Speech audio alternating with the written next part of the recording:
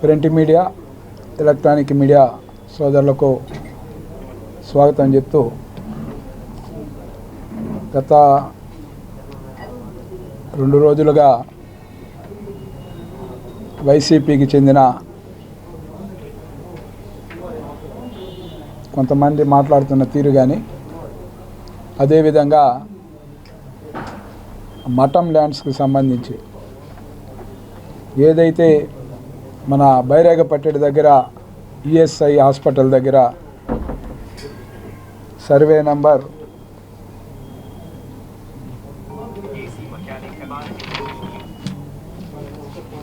242/B 9 ఎకరాల 255 సెంట్లు, దీంట్లో 4 ఎకరాలకి కాంపౌండ్ వాల్ కట్టేశారు. అదేవిధంగా ఈ యొక్క మఠం భూములకు సంబంధించి అన్నా క్యాంటీన్ ఎదురుగా ఉన్న ఈ యొక్క 9 ఎకరాల పైన ఉన్న ఈ స్థలానికి సంబంధించి కోట్లాది రూపాయలు చేతులు మారాయని తెలుస్తూ ఉంది. దీనికి సంబంధించి భారీ ఎత్తున జరిగిన అక్రమాల విషయంలో నిగ్గు తేల్చాల్సిన అవసరం ఉందని ప్రజలందరూ కూడా పదే ఆ చుట్టుపక్కల ఉన్న వాళ్ళందరూ కూడా పదే చెబుతూ ఉన్నారు.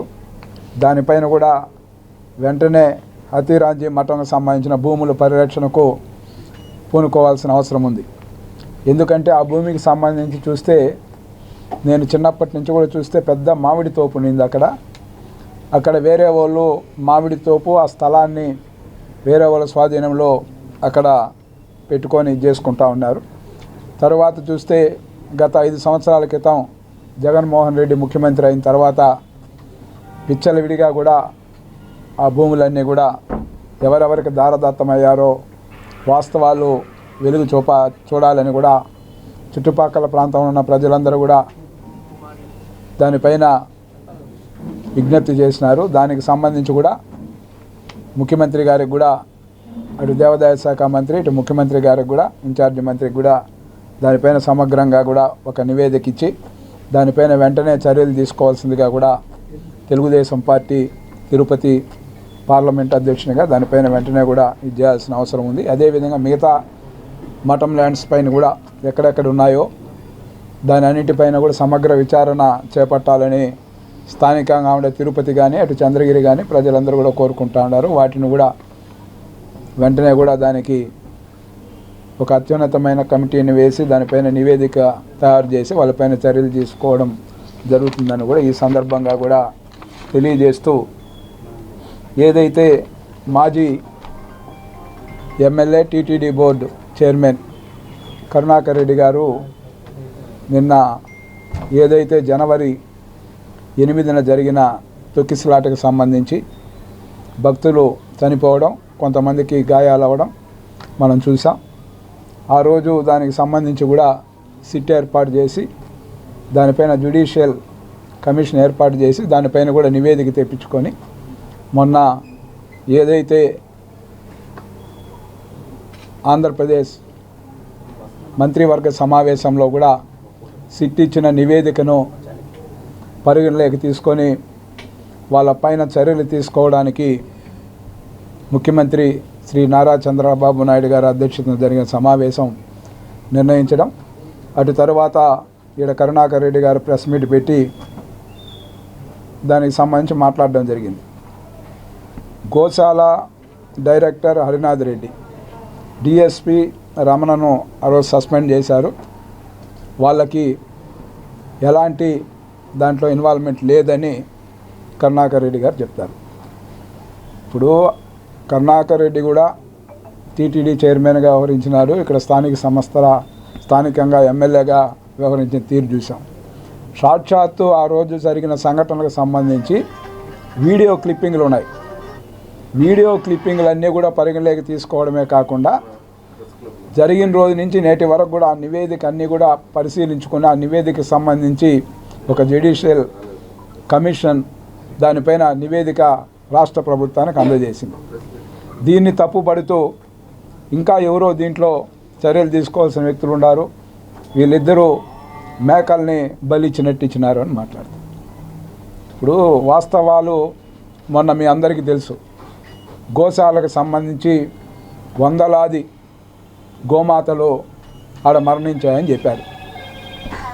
దానికి ఆ రోజే చెప్పాము అందరూ కూడా, గోశాలకు సంబంధించి ఎవరైతే హరినాథ్ రెడ్డి ఉన్నారో అతను దానికి సంబంధించిన రికార్డ్స్ కానీ దానికి సంబంధించిన ఇవన్నీ కూడా అక్కడ లేకుండా చేసి ఏ విధంగా దేవుని ప్రతిష్టను కానీ గోశాలకు సంబంధించి కానీ ఏ విధంగా దాన్ని ఈ యొక్క కరుణాకర్ రెడ్డి కంటామా ఇతరుల కంటామా కూడా అక్కడ ఉన్న వాటి నుంచి అన్నీ కూడా అందించి రికార్డ్స్ అన్నీ కూడా లేకుండా చేసి ఆ రోజు దేశవ్యాప్తంగా వాళ్ళ హిందువుల మనోభావాల్ని దెబ్బతీయడానికి ప్రధాన కారకుడే ఈ హరినాథ్ రెడ్డి. అలాంటి హరినాథ్ రెడ్డిని ఈరోజు వెనకేసుకొచ్చే విధంగా కరుణాకర్ రెడ్డి గారు మాట్లాడుతూ ఉన్నారంటే ఈరోజు అనుమానాలు ఉన్నాయి. ఈరోజు ఏదైతే ఆడ దుర్ఘటన జరిగిందో భక్తులకు సంబంధించి మరణానికి సంబంధించి కానీ ఆ రోజు మన దీనికి బైరాపట్టి స్కూల్లో ఆ పార్కులో జరిగిన దీనికి సంబంధించి చూస్తే ఇది ఖచ్చితంగా కూడా వైసీపీ శ్రేణుల హస్తం ఉందని స్పష్టంగా కూడా తెలుస్తుంది. కరుణాకర్ రెడ్డి చెప్పినట్టు దీని వెనక హరినాథ్ రెడ్డి ఎవరు, హరినాథ్ రెడ్డి వెనక ఉండి దీన్ని ఎవరు నడిపించారనే కోణంలో కూడా దీన్ని చూడాల్సిన అవసరం ఉందని కూడా ఈ సందర్భంగా కూడా తెలియజేస్తాం. మొదటి నుంచి చెప్తాను, తెలుగుదేశం పార్టీ అధికారంలో వచ్చినప్పటి నుంచి ఎవరైతే వైసీపీకి సంబంధించిన టీటీడీలో కానీ ఇతరత్ర దీంట్లో కానీ అధికారులు ఎవరైతే వాళ్ళకు వంతపాడి వాళ్ళ చెప్పిందే తడవుగా అనేక అక్రమాలు అన్యాయాలు ఏ విధంగా 5 సంవత్సరాలు చేశారో వాళ్ళందరూ కూడా ఖచ్చితంగా కూడా శిక్షింపబడతారు. కాబట్టి ప్రభుత్వం వచ్చిన వెంటనే కూడా అధికారులందరిలో కూడా మీలో మార్పుని కోరుకుంటాను అని మేము చెప్పడం జరిగింది ఇదే ప్రెస్ క్లబ్లో మాట్లాడుతూ. కానీ ఈరోజు హరినాథ్ రెడ్డి విషయంగా కరుణాకర్ రెడ్డి మాట్లాడుతూ ఉంటే ఈరోజు గోశాలకు సంబంధించి కూడా దీంట్లో ఒక ప్రభుత్వం పైన నింద వేయాలని, పవిత్ర పుణ్యక్షేత్రం తిరుమల తిరుపతి దేవస్థానానికి సంబంధించి జరిగిన తీరు, జరిగిన ప్రచారం, దానికి సంబంధించిన ఆడున్న అకౌంట్స్ కానీ ఆడంతా కూడా ఈ హరినాథ్ రెడ్డి ఆధ్వర్యంలోనే జరిగాయనేది ఈరోజు తేటతెల్లమైంది కరుణాకర్ రెడ్డి గారు అని తెలియజేస్తాను. అదేవిధంగా ఏదైతే ఈరోజు తిరుమల తిరుపతి ప్రతిష్టను ఇనుమడింపజేసింది మేము అని చెప్పుకుంటా ఉన్నారు.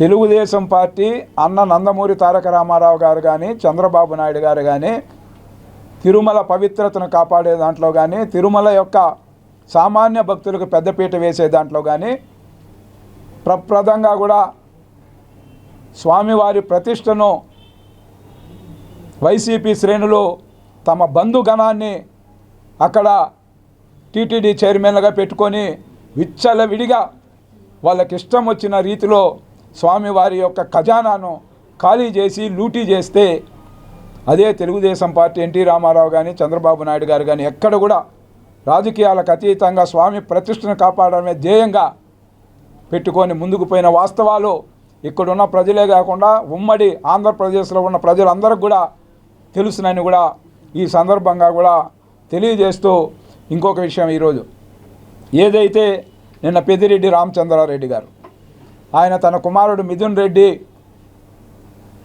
జైలుకి వెళ్ళిన సందర్భంగా ఆయన కలిసేదానికి వెళ్ళినప్పుడు ఆయన గన్మ్యాన్లు ఏదైతే దిండు కానీ ఇంకొక కానీ మోసుకొని వెళ్ళి ఆయన వెంట వెళ్ళారనే దానిపైన ఏదైతే చిత్తూరు ఎస్పీ వాళ్ళని సస్పెండ్ చేయడం జరిగింది. దానిపైన కూడా మళ్ళా కరుణాకర్ రెడ్డి గారు మాట్లాడుతూ ఎస్పీ గారు వాళ్ళ వంట మనుషులు 4 ఉన్నారు, లేదా ఆడ వాళ్ళ ఇంట్లో పరిసరాల్లో పనిచేసేదానికి ఏదైతే గ్రీనరీ కానీ పార్క్ డెవలప్ దానికి కొంతమందిని పెట్టుకుంటారు, 4 గన్మ్యాన్లను సెక్యూరిటీగా పెట్టుకుంటారు, వాళ్ళ భార్యకి 2 గన్మ్యాన్లు ఇచ్చారు అని మాట్లాడడం జరుగుతుంది. ఇదంతా కూడా ఏదైతే పెద్దిరెడ్డి రామచంద్రారెడ్డి గన్మ్యాన్ని ఎందుకు ఇస్తారు తెలీదా మీకు? కరుణాకర్ రెడ్డికి తెలుసా తెలీదా? గన్మ్యాన్లు అనే వాళ్ళని ఎందుకు ఇస్తారు విఐపీలకి? ఇంకా ఏదేదో మాట్లాడారు. రాజకీయంగా పోలీసు వ్యవస్థని మొత్తం కూడా జగన్మోహన్ రెడ్డి దగ్గర నుంచి తిరుపతి ఆనాటి శాసనసభ్యుడి వరకు కూడా ఏ విధంగా పోలీసులను వాడుకున్నారో తిరుపతిలో ప్రతి ఎన్నికలు కూడా ప్రత్యక్ష సాక్ష్యం. ఎంపీ ఎలక్షన్స్ కానీ, అదే ఎంపీ ఎలక్షన్ బై ఎలక్షన్స్ కానీ, నగరపాలక సంస్థ ఎన్నికలు కానీ, అదేవిధంగా టౌన్ బ్యాంక్ ఎన్నికలు కానీ ప్రత్యక్ష సాక్ష్యం. ఈరోజు కూడా ఫుటేజ్లు ఉన్నాయి, వీడియోలు ఉన్నాయి. ఏమని సమాధానం చెప్తారు? ఈ విధంగా పోలీసు వ్యవస్థని వాడుకున్న చరిత్ర మీది. అధికారంలో లేకపోయినా కూడా మీకు సెక్యూరిటీ పరంగా కల్పించిన గన్మ్యాన్ని ఇంత ఇదిగా వాడుకోవడం పైన సిగ్గుపడాలి మీరు. అది పోయి మళ్ళా దానిలో కూడా సమర్థించుకునే రీతిలో మాట్లాడతారంటే దీన్ని ఏమనాలో అర్థం కావడం లేదు. కాబట్టి ఇలాంటి ప్రకటనలు కరెక్ట్ కాదు. ప్రజలందరూ చూస్తూ ఉన్నారు. 5 సంవత్సరాలు జగన్మోహన్ రెడ్డి పరిపాలనలో ఈ రాష్ట్రంలో ఎంతమందిని పట్టణ పెట్టుకున్నారు, ఎంతమంది పైన అక్రమ కేసులు పెట్టారు, ఎంతమందిని తెలుగుదేశం పార్టీ కార్యకర్తను బలి తీసుకున్నారు. ఈరోజు మీకు సంబంధించిన హరినాథ్ రెడ్డి పైన ఇది వస్తేనే ఎగిరెగిరి పడతా ఉన్నారు మీరు. కానీ ఈరోజు మీరు చేసిన ఏదైతే తిరుమల తిరుపతి వెంకటేశ్వర స్వామి సాక్షిగా మీరు శ్రీవారి పాదాల చెంత జరిపిన ఎన్నికల ప్రక్రియ, అటు ఏదైతే పెద్దిరెడ్డి రామచంద్రారెడ్డి కావచ్చు, ఇటు కరుణాకర్ రెడ్డి కావచ్చు, అభినయ్ రెడ్డి కావచ్చు, మీరు చేసిన తీరుని ఇంకా మర్చిపోలేదు. ఈరోజు ఏదో నాటకాలు వేస్తూ రీకాల్ అని చెప్తారు, ఇంకోటి అని చెప్తారు. ఎవరు నమ్మే పరిస్థితులు లేరు. మీరున్నప్పుడు నీతి నిజాయితీగా ఎన్నికలు జరిపించి ఉంటే మీరు ఈరోజు ఈ మారిగా మాట్లాడచ్చు. దయ్యాల వేదాలు వల్లించినట్టు మాట్లాడితేట ఇంకా ప్రజలు మర్చిపోలేదు మొన్న 5 ఏళ్ళు జరిగిన సంఘటనలు ఈ తిరుపతిలో. కాబట్టి ఇలాంటి రాజకీయాల్లో ఇలాంటివి మాట్లాడితే ప్రజలందరూ కూడా నమ్మతారనే భావంతో మాట్లాడడం కరెక్ట్ కాదని కూడా ఈ సందర్భంగా కూడా తెలియజేస్తూ, ఏదైతే తిరుపతిలో జరుగుతున్న అవినీతి అక్రమాలే కాదు, ఏదైతే తిరుమల తిరుపతి దేవస్థానంలో జరిగిన అవి కూడా అన్నీ కూడా త్వరలోనే బయట వస్తాయి. ఎవరైతే దోషులని తేలుతుందో వాళ్ళందరూ కూడా శిక్షార్హులే. ఈ పొద్దు ఎంతమంది మీ పార్టీ మంత్రులుగా పనిచేసిన వాళ్ళు కానీ, ఎమ్మెల్యేలుగా పనిచేసిన వాళ్ళు కానీ, తుడా చైర్మన్లుగా పనిచేసిన వాళ్ళు ఈ పొద్దు ఎందువల్ల కటకటాల వెనక్కి వెళ్ళారో ఒక్కసారి ఆత్మ పరిశీలన చేసుకోమని తెలియజేస్తాను. కాబట్టి తెలుగుదేశం పార్టీ ఎన్టీ రామారావు కానీ, చంద్రబాబు నాయుడు గారు కానీ, నారా లోకేష్ గారు కానీ, ఎన్డీఏ కూటమి పవన్ కళ్యాణ్ గారు కానీ ఏదైతే ప్రధానమంత్రి నరేంద్ర మోడీని ఒప్పించి మెప్పించి ఈ రాష్ట్రానికి నిధులు తీసుకొచ్చి, ఈ రాష్ట్రానికి అన్ని ప్రాజెక్టులు తీసుకొచ్చి ఏదైతే ప్రజల యొక్క ఆకాంక్షకు అనుగుణంగా పరిపాలన కొనసాగిస్తూ ఉంటే రోజుకొక డ్రామాలు ప్లే చేసుకుంటూ, రోజుకొక వీధి నాటకాలు వేస్తూ ఎందుకు ప్రజలను మోసం చేస్తారు ఇంకా అని కూడా వాస్తవాలు చెప్పండి. వాస్తవాలు చెప్పి ప్రజలను మన్ననలు పొందితే తప్పులేదు. కానీ ఈ విధంగా అవాస్తవాలను చెప్పి ప్రజల్ని ఎందుకు తప్పుదోవ పట్టిస్తారని కూడా ఈ సందర్భంగా కూడా తెలియజేస్తూ, ప్రజలెవరు కూడా మీ మాటలను నమ్మే పరిస్థితి లేదని కూడా ఈ సందర్భంగా కూడా తెలియజేస్తూ, తిరుపతి అర్బన్ డెవలప్మెంట్ అథారిటీకి సంబంధించి కోట్లాది రూపాయలు అవి చెప్పాలి కరుణాకర్ రెడ్డి, మీరే ఎమ్మెల్యేగా ఉన్నారు. ఇక్కడ కోట్లాది రూపాయలు 250 కోట్లకి తుడా ఆస్తులను అమ్మేసి 70 కోట్ల రూపాయలు ఈరోజు బ్యాంకుల్లో లోన్లు పెట్టి అవన్నీ కంటికి కనపడట్లేదా అని కూడా ఈ సందర్భంగా కూడా ప్రశ్నిస్తూ ఈరోజు ప్రజలందరూ గమనిస్తూ ఉన్నారు. ప్రజలందరూ కూడా జరుగుతున్న ఘటనలు కానీ, గతంలో జరిగిన ఘటనలు కానీ బేరీ చేసుకుంటూ ఉన్నారు. ఈరోజు ప్రజల కాక 1 సంవత్సరం తొలడుగు కార్యక్రమం ద్వారా మేమందరూ కూడా ప్రతి ఇంటికి వెళ్తూ ఉంటే చంద్రబాబు నాయుడు గారి పరిపాలన పట్ల ప్రజలందరూ కూడా తమ సంతోషాన్ని వ్యక్తం చేయడమే కాకుండా 10 కాలాల పాటు ఈ ప్రభుత్వం కొనసాగాలని దీవెనలు అందిస్తూ ఉన్నారని కూడా ఈ సందర్భంగా కూడా సామాన్య ప్రజల దగ్గర నుంచి ఏదైతే మనం ఇప్పుడు చిన్న బుట్ట పెట్టుకున్న పండు ముసలి వారు కావచ్చు, వాళ్ళు కూడా ఫోన్పే పెట్టుకొని పోతూ ఉంటారు. కోట్లాది రూపాయలు టర్నోవర్ ఉండే లిక్కర్కి సంబంధించి ఏ విధంగా చేశారో మీరు అందరూ చూశారు. ఈరోజు ఏమో అర్ధాంతరంగా పెట్టిన కేసు కాదు అది. మొదటి నుంచి ఏదైతే తెలుగుదేశం పార్టీ ఎన్నికల ముందు ప్రజలకు ఏదైతే చెప్పామో దానికి అనుగుణంగానే ఈరోజు దానిపైన సిట్ వేసి ఆ నివేదిక ద్వారా ఏదైతే ఎవిడెన్స్ ద్వారా చంద్రబాబు నాయుడుని అరెస్టు చేసినట్టు రాజకీయ కక్షలు పెట్టుకొని ఆయన అరెస్టు చేసే రోజుకి దేనిపైన అరెస్టు చేస్తూ ఉన్నారో చెప్పలేని పరిస్థితి. ప్రత్యక్షంగా కూడా మీడియాలు అన్నీ కూడా ఆ రోజు బస్సు దగ్గర దేనికి అరెస్ట్ చేస్తా ఉన్నారంటే మళ్ళీ చెప్తారంట. ఆ విధంగా జరగాల. అది రాజకీయ కక్షలతో పెట్టిన అక్రమ కేసులు. ఇవి అలా జరగల. ఎవరైతే దాంతో నిందితులు ఉన్నారో, ఎవరెవరు ఎక్కడెక్కడ ఆ డబ్బును ట్రాన్స్ఫర్ చేశారో, సాక్షాత్తు పెద్దిరెడ్డి కంపెనీకి 5 కోట్ల రూపాయలు పోయిందంటే ఎన్ని వేల కోట్లు దీంట్లో చేతులు మారాయనే దానిపైన దేశ విదేశాల్లో కూడా దానిపైన విచారం జరుగుతుంది. ప్రతి ఒక్కరిపైన కూడా కఠిన చర్యలు ఉంటాయి. దాన్ని మరుగున పరిచేదానికి ఇలాంటి కార్యక్రమాలు చేసి ప్రజల్ని మభ్యపెట్టే చూస్తే మటుకు ప్రజలందరూ కూడా ఏమి జరిగినా కూడా వాస్తవాలు ప్రజలకి తెలుసు అన్నీ కూడా.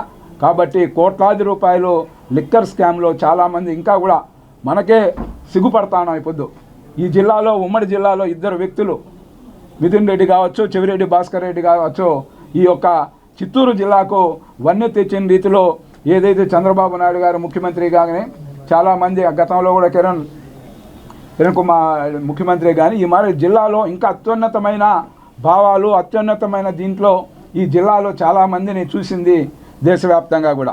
అలాంటి చిత్తూరు జిల్లాని తలవంపులు తెచ్చే విధంగా ఈరోజు ఈ రాజకీయాల్లో ఇంత తలవంపులు తెచ్చే కార్యక్రమం లిక్కర్లో 2 కాదు, ఇంకా చాలామంది దీంట్లో ఉన్నారు. వాళ్ళందరూ కూడా బయట వస్తాయి వాస్తవాలు.